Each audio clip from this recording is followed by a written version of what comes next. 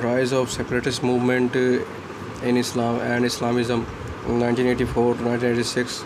Increasing anti-Indian protests took place in Kashmir in the 1980s. The Soviet-Afghan Jihad and the Islamic Revolution in Iran were becoming source of inspiration for a large number of the Kashmiri Muslim youth.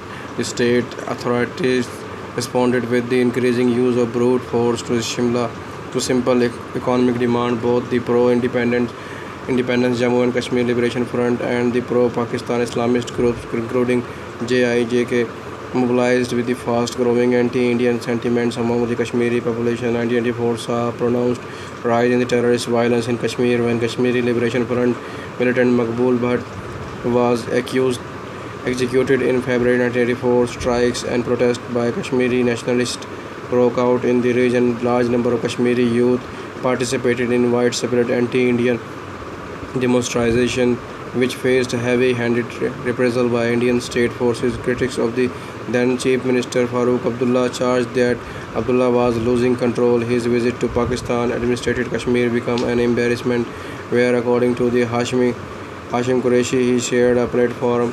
Administrator Kashmir became platform with Kashmir Liberation Front, though the Abdullah asserted that he went on behalf of Indira Gandhi and his father, so that sentiments there could be known first hand.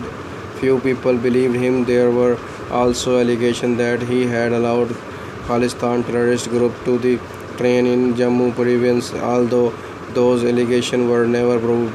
On 2 July 1984, Ghulam Muhammad Shah, who had supported from Indira Gandhi, replaced his brother-in-law Farooq Abdullah and became the Chief Minister of Jammu and Kashmir after Abdullah was dismissed in what was termed as a political coup.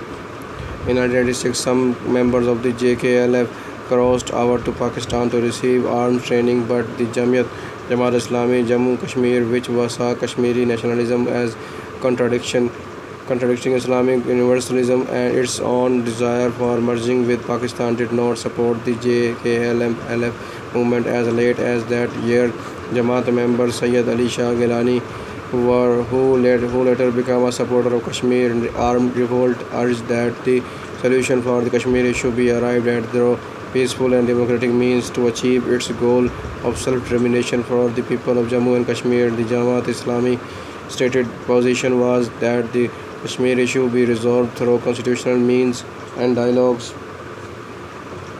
The Shah administration, which did not have the people mandate, turned to Islamist and the opponent of the India's notable the Maulvi Iftikhar Hussain Ansari, Muhammad Shafi Qureshi, Moinuddin Salati, to gain some legitimacy through the religious sentiments. They gave political space to Islamists who provisionally lost overwhelming illegal due to the massive rigging in the 1983 state election. In 1986, Shah decided to construct a mosque within the premise of an ancient Hindu temple inside the new civil secretariat area in Jammu to be made available to the Muslim employees for namaz.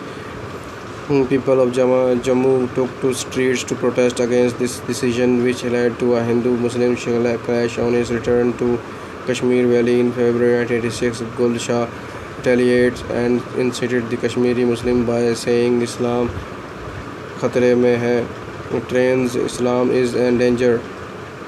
As a result, communal violence gripped the region, in which Hindus were targeted, especially the Kashmiri Pandit, who later in the year 1990 fled the valley in large numbers during the Anantnag riot in February 1986.